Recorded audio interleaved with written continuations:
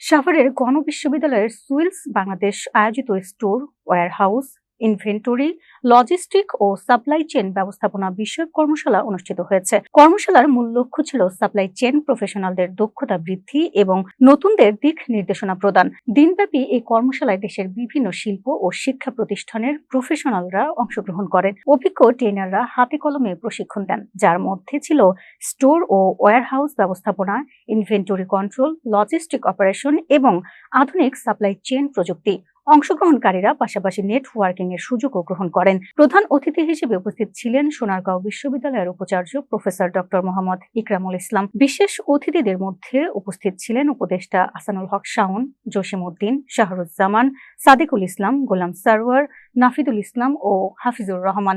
তারা দেশের অর্থনীতিতে সাপ্লাই চেইন খাতের গুরুত্ব ও ভবিষ্যৎ সম্ভাবনার উপর আলোকপাত করেন। প্রোগ্রাম শেষে অংশগ্রহণকারীদের সার্টিফিকেট, পুরস্কার ও উপহার সামগ্রী প্রদান করা হয়।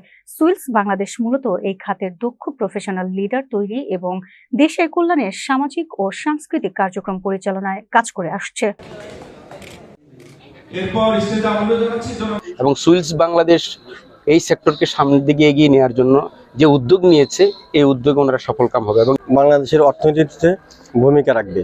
আমরা আশা করি শুধু সুইস বাংলাদেশের স্বপ্ন পূরণের একটি নতুন ধাপ। আমরা আসলে আরো এক ধাপ এগিয়ে গেলাম। এখানে বিভিন্ন জায়গা থেকে স্টুডেন্ট এবং প্রফেশনালরা এসেছে এবং সেখানে অনেক ভালো বিষয় নিয়ে কথা হয়েছে, কিভাবে ক্যারিয়ার ডেভেলপ করা যায়।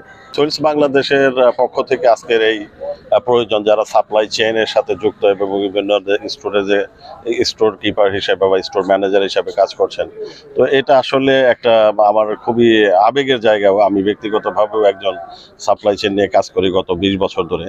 তো এরকমের একটা বিশাল আয়োজন আমি মনে করি এবং আমি খুবই আনন্দে আপ্লুত এবং কৃতজ্ঞ সুইস বাংলাদেশের কর্তৃপক্ষের কাছে।